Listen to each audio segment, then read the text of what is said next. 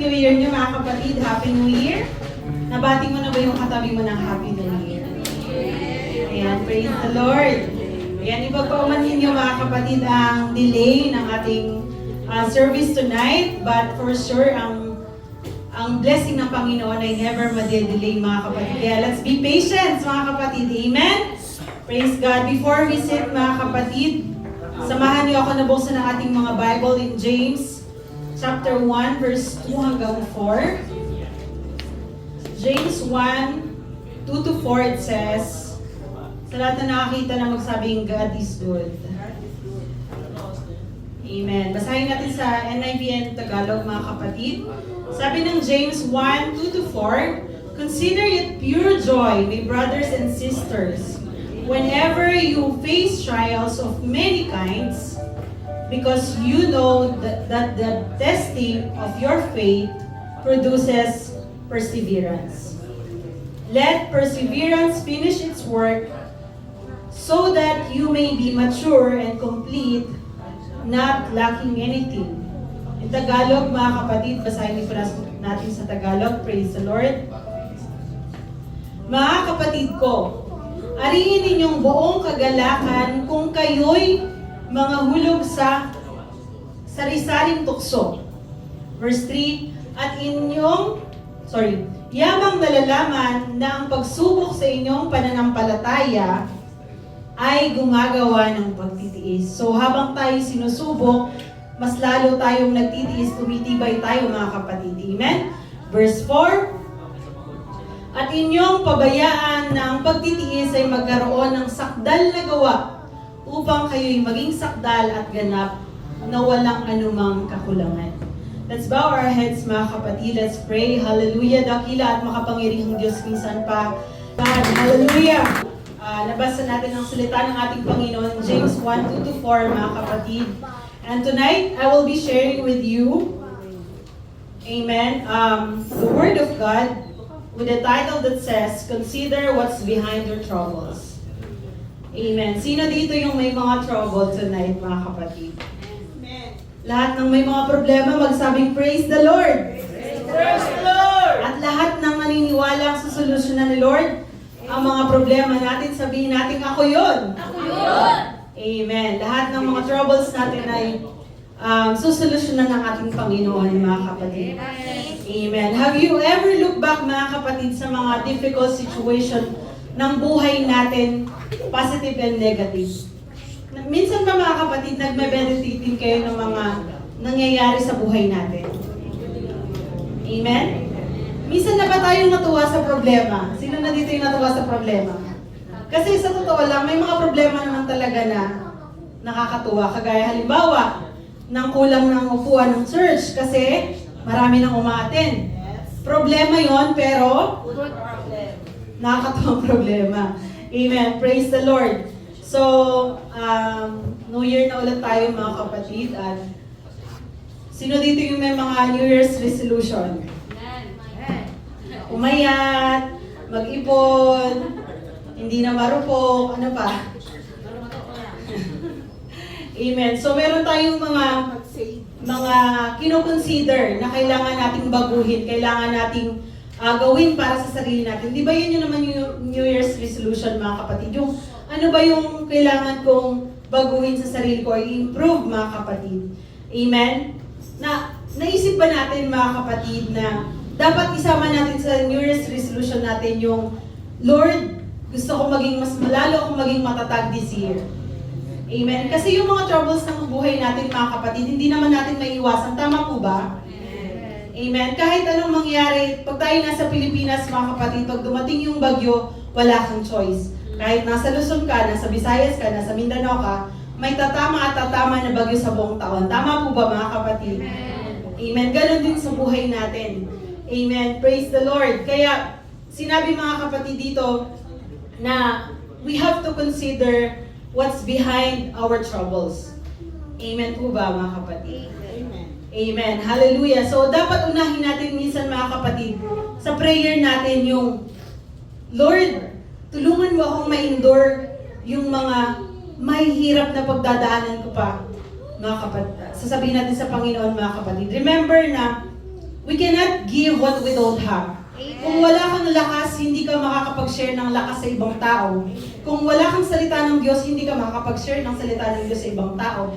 Kung hindi ka mapagbigay sa Panginoon at hindi ka sumusunod sa pagbibigay, hindi mo rin masishare yun sa ibang tao, mga kapatid. So, manggagaling yun sa atin. Hindi pwedeng, hindi, pagpipray ko lang yung kapatid ko sa Panginoon, yung magulang ko. Of course, mga kapatid, dapat pinagpipray din natin yung sarili natin.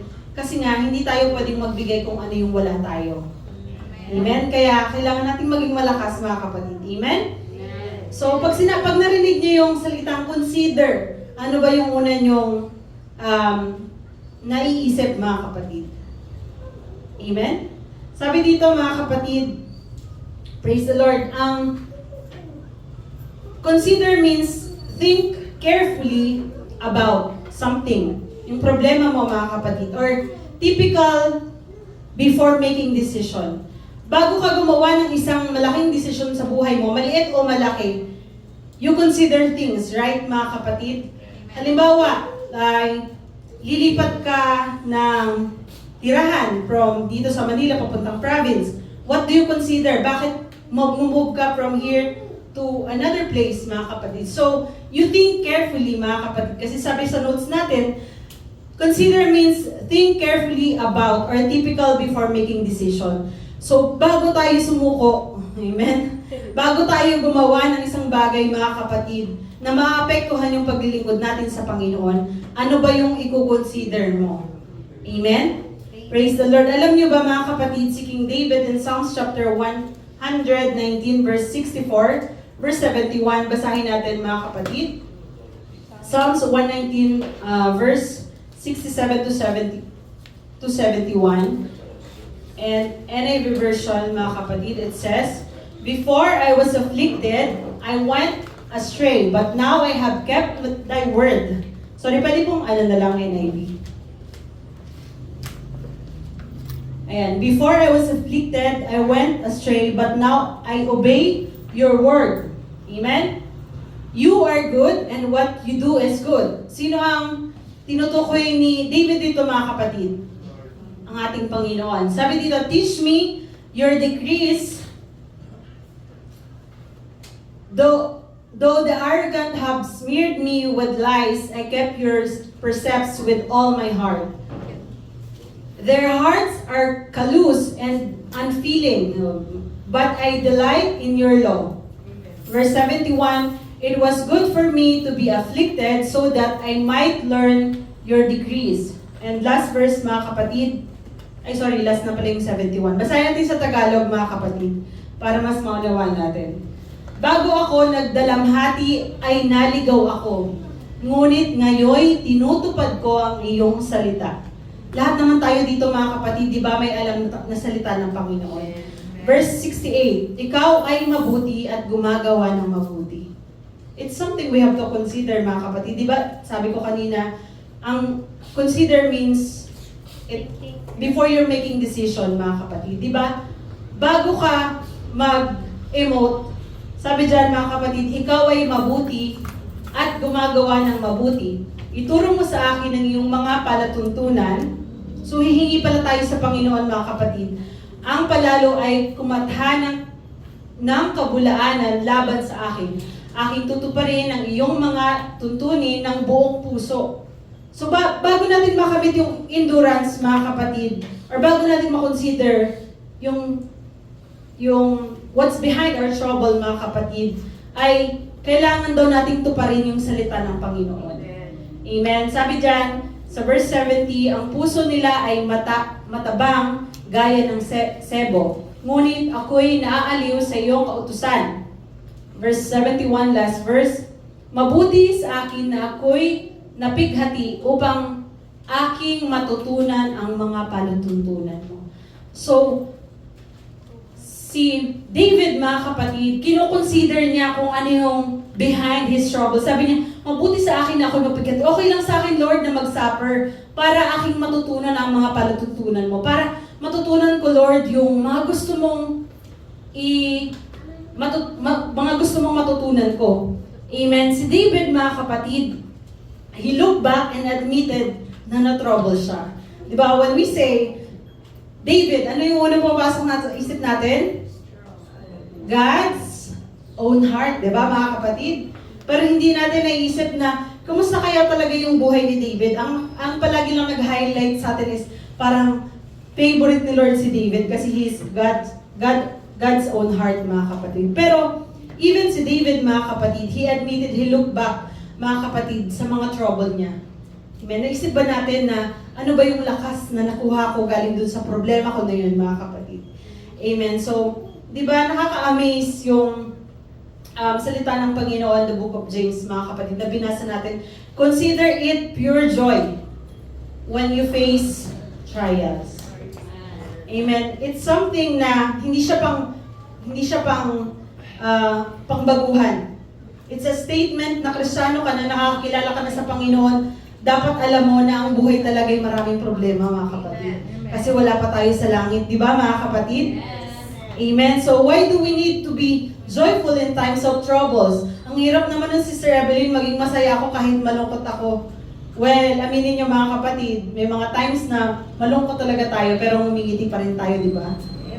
Hindi dahil matibay ka talaga, kundi dahil sa biyaya ng Panginoon, mga kapatid. Amen? Sabi dito, and how to be joyful when things are not in favor to us, mga kapatid. Kung yung isang bagay sa buhay mo na dumating ay, what do you call it, opposite sa nangyari sa buhay mo, mga kapatid. Amen? Paano ko i-consider na joyful yun, Sister Evelyn? Hindi dun sa gusto kong sagot ni Lord, sumagot siya, mga kapatid. Sabi ko nga minsan, mga kapatid, minsan mag-ingat tayo talaga sa prayers natin, mga kapatid. May mga prayers tayo na sinasagot ng Panginoon. Halimbawa, sabihin mo, Lord, kung ito yung kalooban mo, sige, if this is your will, let your will be done. Palagi natin sinasabi, yan tama ba, mga kapatid?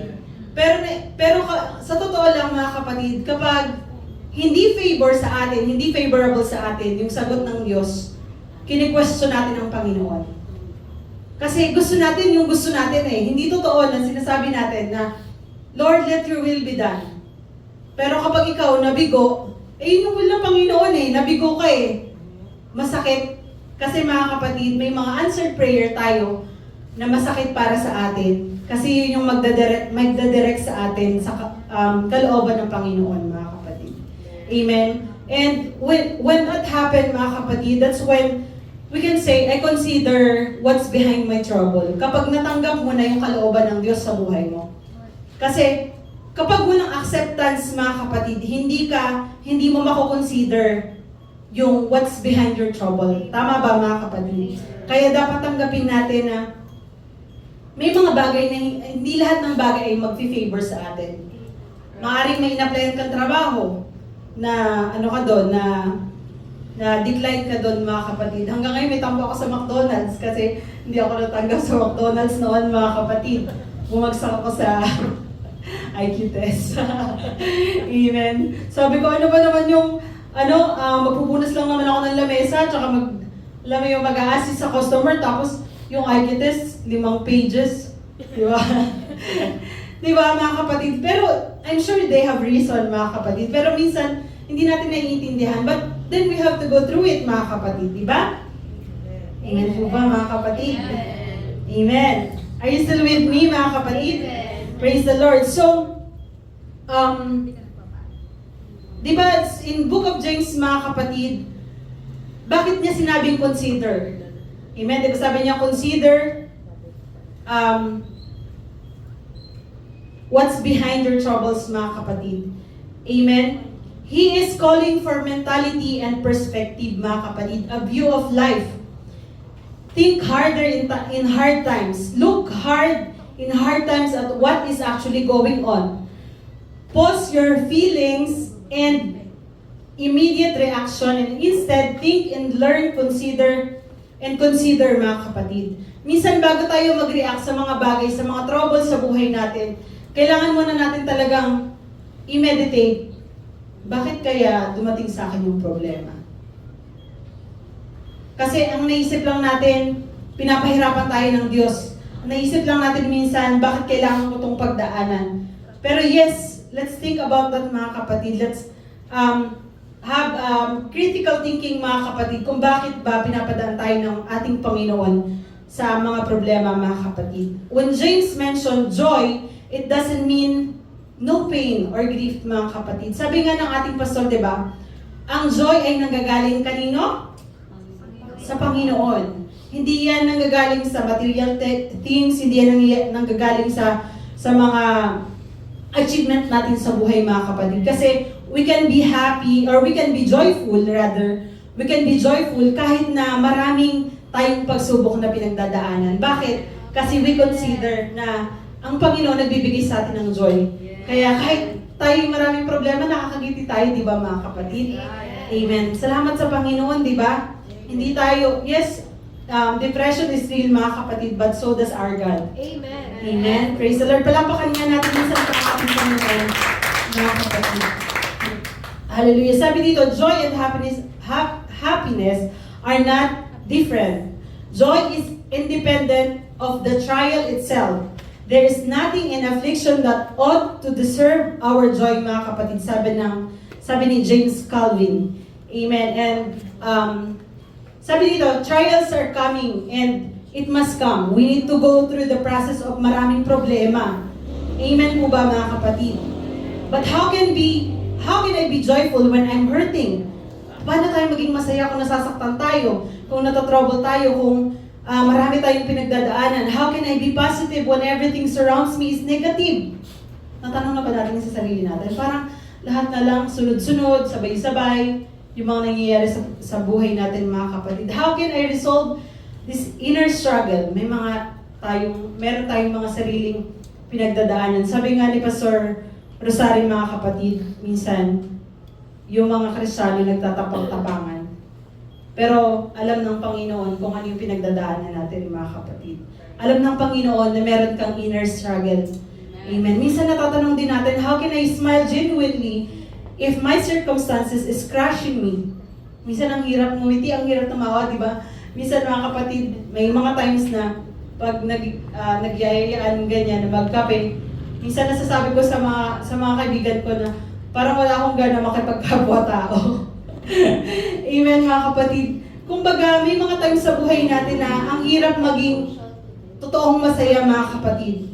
Sabi dito, how can I love and be friend with my trials? Why it is so important for me to be grateful with. Amen mga kapatid. So, minsan natatanong natin yung sarili natin, paano nga ba maging masaya kapag malungkot ka? Parang hirap naman nun.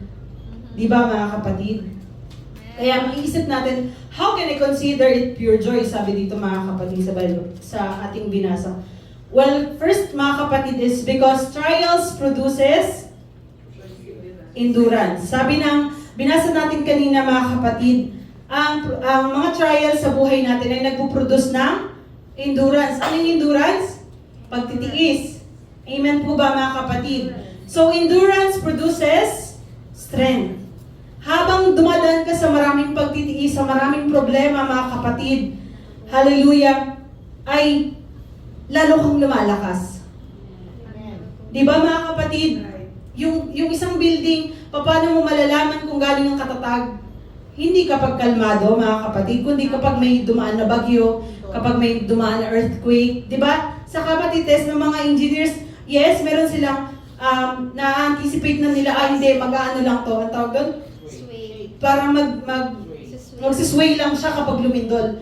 Pero hindi lang talaga nila masasabi yon until such time na dumating na matest talaga yung building mga kapatid with earthquake. Diba? Tama po ba mga kapatid? Kasi maraming pwedeng mangyari. So ganun din sa buhay natin mga kapatid.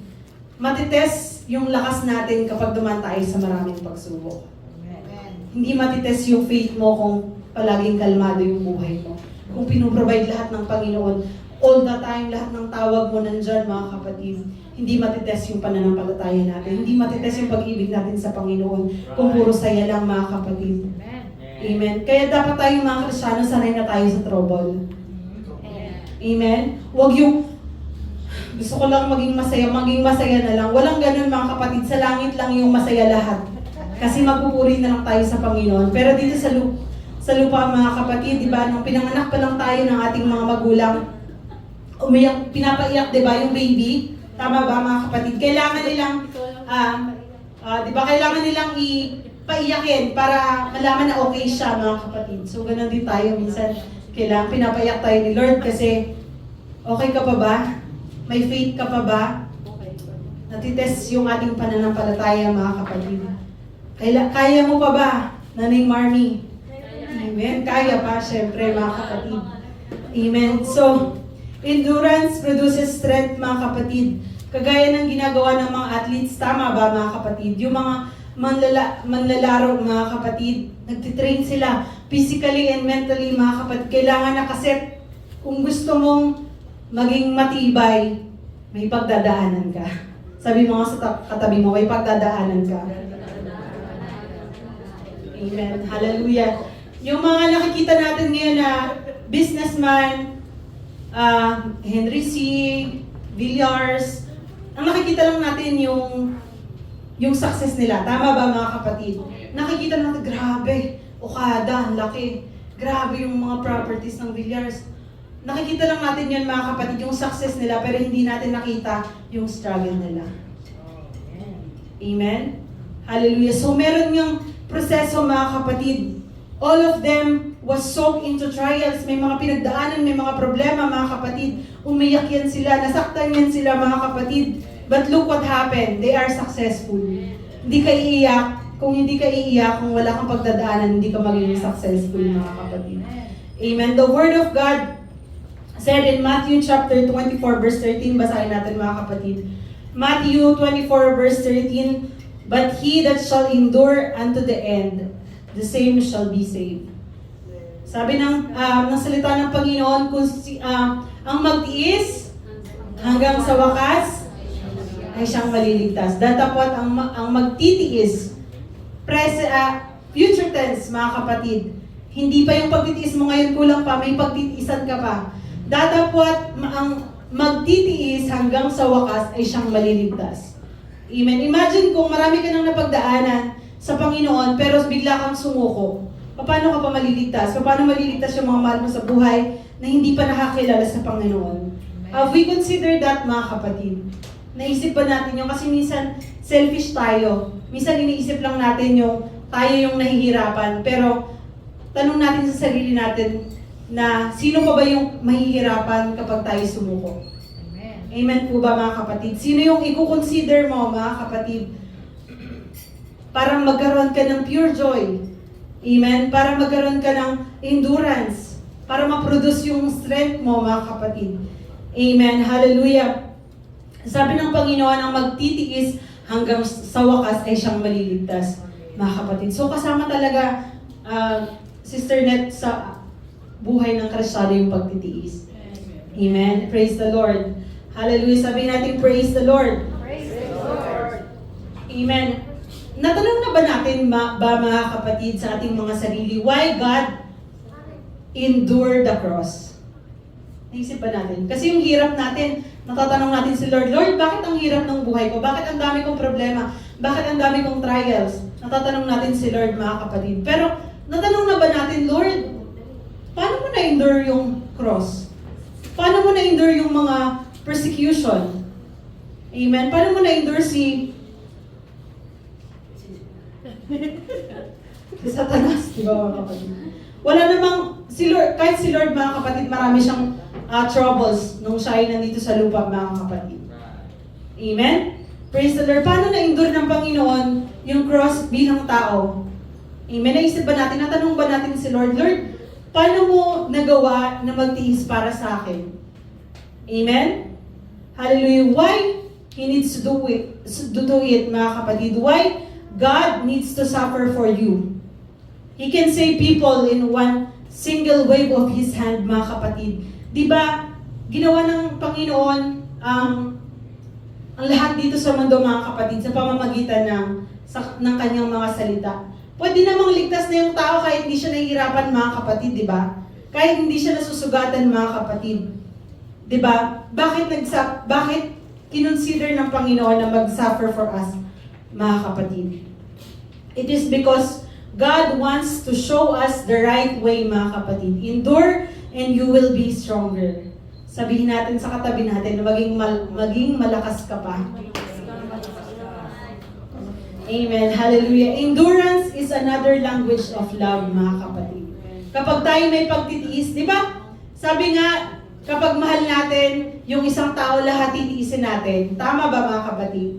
Amen. So, yung pagtitiis pala, yung endurance pala, ay isang language of love. Kapag natiis ka, umiibig ka. Not sure pa. Bakit naman? Para ayaw mo na magtiis, kapatid. Amen. Kasi kung hindi mo na mahal, hindi mo na matitiis. Tama ba, mga kapatid? Ayan.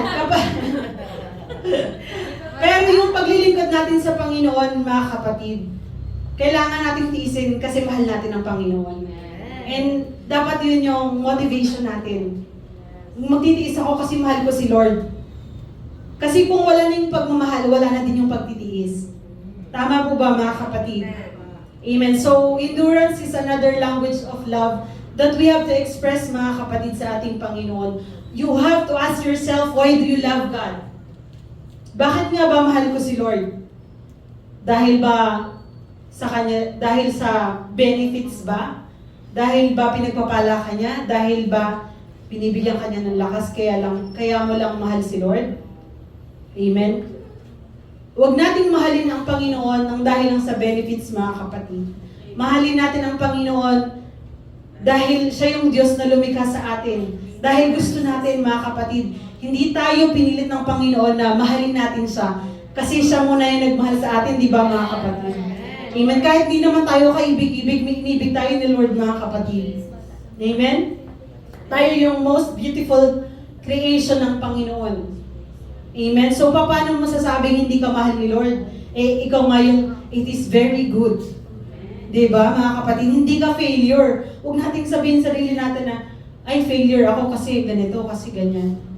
Parang sinasabi mo na rin, mga kapatid, na failure si Lord, nalikhain ka. Nag-fail ang Panginoon na tawagin ka, napiliin ka, mga kapatid. Amen? Amen. Praise the Lord. Pag hindi kayo nag-i-amen, tatagalan ko pa lalo to. Amen. Praise the Lord. So, tinanong na ba natin sa sarili natin, mga kapatid, hanggang saan mo kayang magtiis para sa Panginoon? Amen. Kahit wala na po kaming makain, Sister Evelyn. Talaga ba, mga kapatid? Again, matitest lang yun kapag tayo nahihirapan, mga kapatid. Anong klaseng pagtitiis na ba ang nagawa mo sa ngalan ng paglilingkod? Sa ngalan ng pag-ibig. Hindi yun, mga kapatid. Diba? Ano na ba yung natiis mo? Ay, kasi nakakatisod, tiniis ko. Okay, sige. Kaya mo pa bang magtiis para sa Panginoon? Seriously, mga kapatid. These past years, parang sabi ko nga, parang pahirap ng pahirap yung buhay. Parang lalong natitest yung faith natin, mga kapatid, habang tumatagal yung panahon. Pero ganun talaga. Diba, sabi nga ng Biblia, mga kapatid, kahit yung malalakas ay will wax cold, diba, mga kapatid? Manlalamig kahit yung matitibay. Kaya lalo pa nating tibayan, mga kapatid. Huwag tayong manlamig sa Panginoon. Ayaw ng Panginoon ng malamig na relasyon sa Kanya, mga kapatid. Ayaw niya ng cold, mga kapatid. Amen? Praise the Lord. So, sabi dito, we can say that maturity defines the true love. Some are not matured in life and tried to define love and ended up regretting. But if you could just wait, if you will endure for a while, you will find true love sa Panginoon. Yung totoong pag-ibig natin sa Panginoon, mga kapatid. Bakit ba iba yung naiisip nyo, mga kapatid? Amen. Hallelujah. Hindi yung true love sa mundo, mga kapatid, kasi uncertain ang true love sa mundo, mga kapatid. Hindi natin hawak yon. Ang isip ng tao ay pabago-bago. Pero ang Panginoon hindi, mga kapatid. Nung sinabi niya noon, kahit nung dating nagbibisyo ka pa, dating makasalanan ka pa, nung sinabi niyang mahal ka niya, hanggang ngayon, mahal ka pa rin ng Panginoon. Parehas pa rin yung amount of love ng Panginoon sa bawat isa sa atin, mga kapatid. Hallelujah. Secondly, mga kapatid, why do we need to endure, mga kapatid? Why do we need to consider what's behind our trouble is because endurance works maturity and completeness. Don't cut it short. Huwag tayong magmadali, mga kapatid. Huwag nating madaling mag-mature. May proseso yan. Diba? Ang cellphone, mga kapatid, bago mo magamit yan at makakommunicate sa mga mahal mo sa buhay, may mga process na pinagdaanan. Marami. Utak, dugo, pawis, mga kapatid. Maraming pinagdaanan na proseso. Amen? Have you experienced to be broken-hearted, mga kapatid? And that's part of maturity. Huwag kayong tumawa, mga kapatid. Why?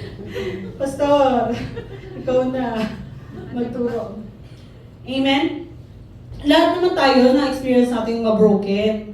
Hindi naman yung broken-hearted na mag-break lang kayo, mga kapatid. Yung ma-disappoint tayo sa mga mahal natin sa buhay. Breaks our heart, di ba, mga kapatid?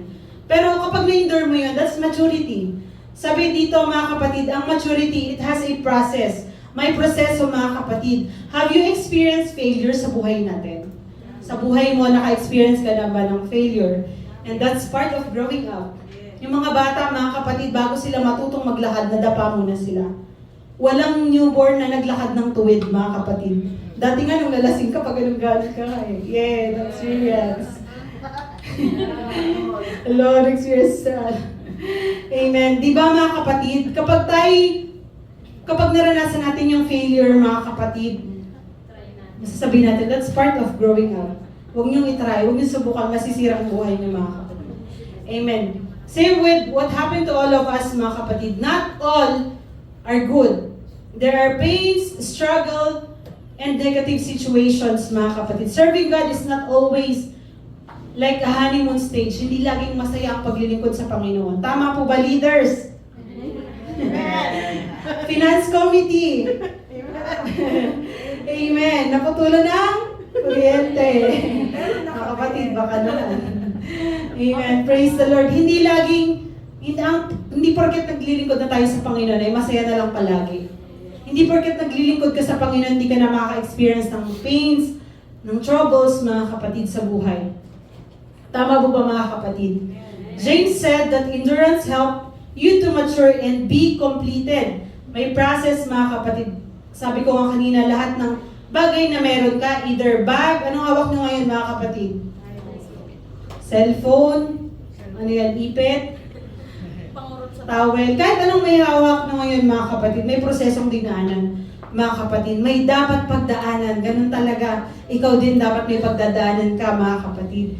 Because endurance shape us, mga kapatid. Our feelings, our habits, our desires, mga kapatid. It makes you sensitive spiritually. Amen? You will understand more about the grace of God habang dumadaan ka sa maraming pagsubok. Amen? Praise the Lord. In every trial, there is a purpose. Sa lahat ng mga pagsubok natin sa buhay, may purpose. Amen? Alamin mo kung ano yung purpose ng pagsubok mo ngayon. Bakit, Lord? Hindi bakit ako ha, bakit ako may pagsubok. Amen po ba, mga kapatid?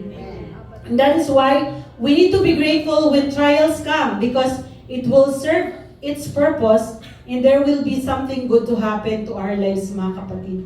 That's why we have to consider what's behind our trouble. Malapit ako matapos, mga kapatid. Sabi dito, why do we need to consider what's behind our trouble? It's because the value of maturity is greater. The value of maturity is greater than the value of the absence of trial. Pag wala ka ng problema, ano sabi ni Pastor? Baka ikaw yung problema. Amen. Yung mga bata, mga kapatid, yung mga hindi pa matured, di ba hindi naman sila nag-iisip ng problema? Hindi sila nag-iisip ng pambayad sa kuryente, sa tubig, sa renta, mga kapatid. Bakit? Kasi hindi pa sila matured. So, kaya ka may problema kasi matured ka na. Kasi alam ng Panginoon na you are matured enough to solve the problem. Amen. Amen? Amen. Amen. Parang pagod na kayo mag-iimin, mga kapatid. Sige, 2 hours pa to, mga kapatid. Amen. So, kaya ikaw, kung marami tayong problema, mga kapatid, baka gusto ng Panginoon, mas lalo tayong mag-mature. Lord, baka kaya mo ako pinapadaanan sa ganitong problema kasi kailangan ko pang tumibay. Siguro hindi pa ako ganun katibay. Siguro hindi pa ganun kalaki katibay yung pananampalataya ko. Amen. Huwag lagi natin sisihin ang Panginoon, mga kapatid. So sabi nga, pag wala na tayong problema, kaya pag walang problem, hindi totoong walang problema. Nagets nyo ba, mga kapatid? Pag walang problema, hindi totoong walang problema. May problema talaga, kaya walang problema. No? Either you are not yet matured or you're giving more value to the absence of your problem, mga kapatid. Praise the Lord. Kaya, sabi dito, you cannot be truly joyful if you see yourself in your trials. Kung yung sarili mo lang yung nakikita mo sa mga problema mo, mga kapatid. But if you can see, God is in your trial, that is the reason why you can smile on it, mga kapatid. Kaya daw pala, mga kapatid, na tayo nakakangiti sa problema is because nakikita natin na ang Panginoon ay yung nag-work sa atin. May reason kung bakit tayo may mga problema sa buhay, mga kapatid. Kaya nga, my joy is because you see Him glorified when you are enduring and believing. Kailan ba, mga kapatid, tatanungin ko kayo, kailan ba natetest yung mga pananampalataya natin? Or yung tibay natin? Pag may pagsubok, di ba? Pero pag meron tayong pambayad ng bills, hindi kayo nagkakaroon ng problema sa family, sa trabaho, di ba hindi naman tayo umiyak masyado sa Panginoon? Hindi ganun kalalim yung prayer. Saglit lang, thank you Lord, amen. Ganun lang, mga kapatid. Pero kapag tayo meron maraming problema, mga kapatid, grabe yung prayer natin. Grabe yung faith natin, mga kapatid. Di ba, mga kapatid, ang taas ng, ang tagal yung tuhod natin kahit na nangangawit na, mga kapatid, nakaluhod pa rin tayo. Amen. Hallelujah. Sabi dito, mga kapatid, but if you can see God in your trial, that is the reason why you can smile. Kaya, mga kapatid, let's always consider, wag kang maging parang batang makasarili na nakikita mo lang yung problema mo, mga kapatid. Dapat nakikita mo yung gustong mangyari ng Diyos sa buhay mo. Ano ba yung gustong mangyari ng Diyos sa buhay ko? Sabi ng 1 Corinthians 13:11, when I was a child, I spake as a child. I understood as a child. I thought as a child. But when I came a man, I put away childish things. Basahin natin sa Tagalog, mga kapatid. Nang ako'y bata pa, ay nagsasalita akong gaya ng bata. Nang nagdaramdam ako ng gaya ng bata. Nag-iisip akong gaya ng bata. Ngayong ganap ang aking pagkatao ay iniwan ko na ang mga bagay na pagkabata. Yung mga petty things, mga kapatid, yung mga maliliit na bagay, yung mga tisod-tisod na yan, huwag na nating pansinin, mga kapatid. 2024 na, pero nagtatampo pa rin tayo sa Panginoon. Kahit minsan tayo naman talaga yung cause ng problema, mga kapatid. Kasi pray ka ng pray, pero hindi ka naman nakikinig sa Panginoon. Di ba, mga kapatid? Tigilan na natin yung pagiging parang bata natin, mga kapatid. A childish will never know the value of trial.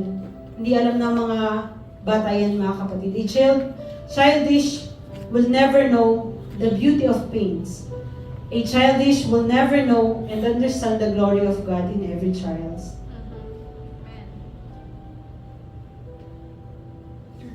Listen to me, mga kapatid. To be able to survive this world full of challenges, we have to understand na gusto ng Panginoon maging matatag tayo. Kahit 5 years ka na sa Panginoon, 2 years, 10 years, 20 years, lahat tayo subject for weakness. Lahat tayo may problema. Lahat tayo may troubles, mga kapatid. Kailangan, ang gusto ng Panginoon, mga kapatid, maging matibay ka, maging malakas ka, maging victorious ka. Kung yung season mo ngayon, mga kapatid, ay mababa, mga kapatid. Kung yung season mo ngayon ay parang, ano ba yan, kakapasok pa lang ng taon, pero ang daming problema, ang daming bayarin, ang daming kailangan ayusin. Hindi yun yung kalooban ng Panginoon na puro lang tayo problema, mga kapatid. Hindi kalooban ng Panginoon na maging talunan tayo. We are the head and not the tail, sabi nga, mga kapatid. Huwag kang papayag na yung sitwasyon mo, magstay ka dyan ng matagal. Diba? Sabi nga, kapag may pinagdadaanan tayo, daanan lang natin, huwag natin tambayan. Kasi kapag tumambay ka dyan sa problema mo, lalo kang malulugmok, mga kapatid. Amen? Kailangan nating maging malakas, maging matatag, mga kapatid. At paano ito mangyayari, mga kapatid? Sa pamamagitan ng pagtanggap, acceptance, pagtitiis at paglago, mga kapatid. Kailangan nating tanggapin yung mga nangyayari sa buhay natin, yung kalooban ng Diyos sa buhay natin. Kasi walang nangyayari sa buhay natin na hindi kalooban ng Diyos. Lahat yan, inaalaw ng Panginoon. Diba si Job, mga kapatid? Kahit na may demonyo, mga kapatid, na sumusubok sa kanya, nagtatanong yung demonyo kay Lord kung iaalaw ba niya, diba, mga kapatid, na subukin. Tayo may mga pagsubok tayo, mga kapatid, and God let it be na magkaroon tayo ng pagsubok. Hindi dahil gusto ng Diyos na mahirapan tayo, mga kapatid, kundi gusto ng Panginoon na matest yung pananampalataya natin. Gusto ng Panginoon maging matatag pa tayo, mga kapatid. Magiging malakas lang tayo, matibay at victorious, mga kapatid, kung marunong tayong tumanggap, magtiis at sa ating paglago, mga kapatid. Sa kabila ng mga hamon sa buhay, mga kapatid. We should not hate trials in our lives, mga kapatid.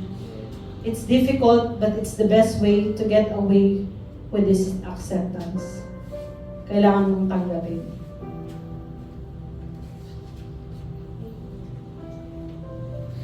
Si Abraham, di ba, mga kapatid, he accepted the challenge by offering Isaac.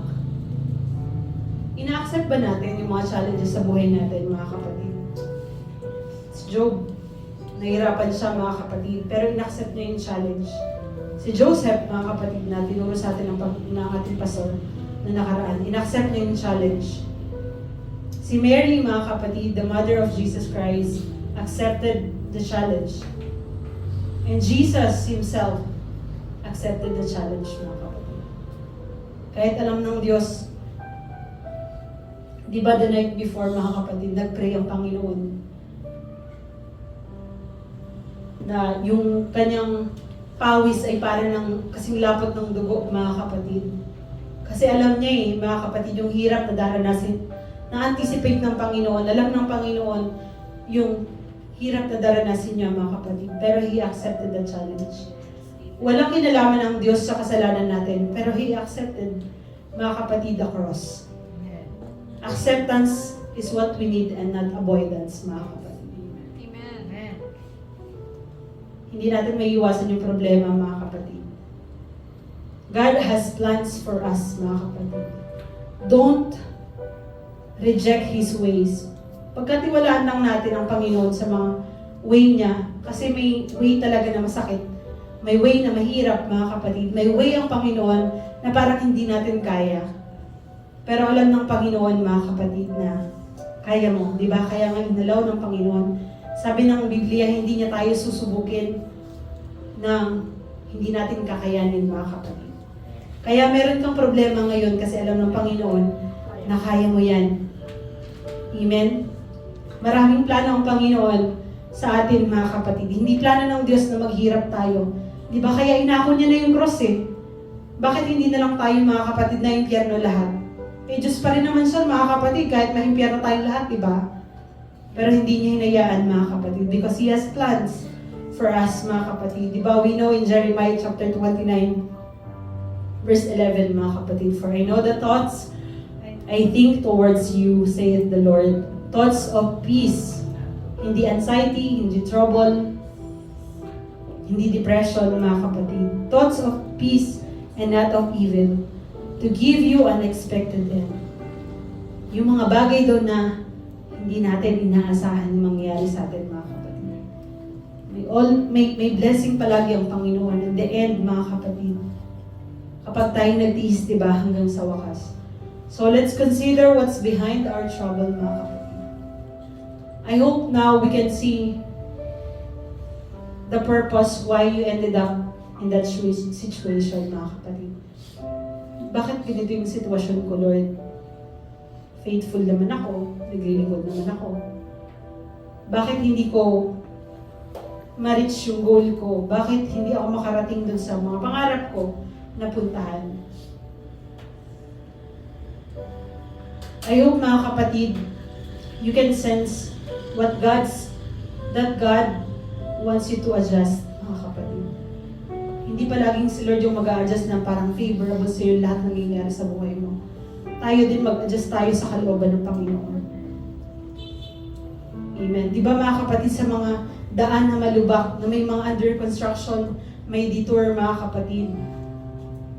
Minsan kaya gusto ng Panginoon, hindi ka didiretso kasi may trouble, may madadaanan kang mas malaking problema. Kasi mas lalo kang mapapahamak. Pero kung way ng Panginoon yung dadaanan natin, pagkatiwalaan natin ang Panginoon sa detour ng buhay natin, mga kapatid. Sige Lord, iikot ako. Hindi ako dadaan sa mas mabilis na daan. Mag-a-adjust ako, Panginoon. Amen. Gusto ng Panginoon, mga kapatid, na pagkatiwalaan natin siya, mga kapatid, sa mga plano niya para sa buhay natin. Hindi lang sa plano mo sa buhay mo, mga kapatid. That's why tonight, mga kapatid, let me remind you to consider what's behind your trouble. Kung kaya mo pang tiisin mo pa. Amen, mga kapatid. Amen. Kung yan, mga kapatid, ay para sa kaligtasan mo, sabi nga, mga kapatid. At para sa mga mahal mo sa buhay, ipagpursige mo, mga kapatid. Nung pinili ka ng Diyos, hindi lang ikaw yung pinili ng Diyos. Pati yung mga mahal mo sa buhay, pinili niyang i-save, mga kapatid. Kaya huwag tayong susuko. Marami pa tayong mga mahal sa buhay na hindi ligtas, mga kapatid, na hindi pa nakakilala sa Panginoon. Hanggat hindi tumatanggap sa Panginoon ang mga mahal mo sa buhay, lahat, mga kapatid, nakakilala mo, kaibigan mo, huwag tayong titigil, mga kapatid. Diba? Dati akala natin hindi tayo maglilingkod sa Panginoon. Maaaring iba sa atin, tumatawa pa dati, nagpapatuloy sa mga sins, mga kapatid. Pero, look at you now. Dito ka sa church, nakikinig ka ngayon sa live streaming, it's because alam mong may plano ang Diyos sa buhay mo. Amen. Consider it pure joy when you face trials. God's provision is behind that.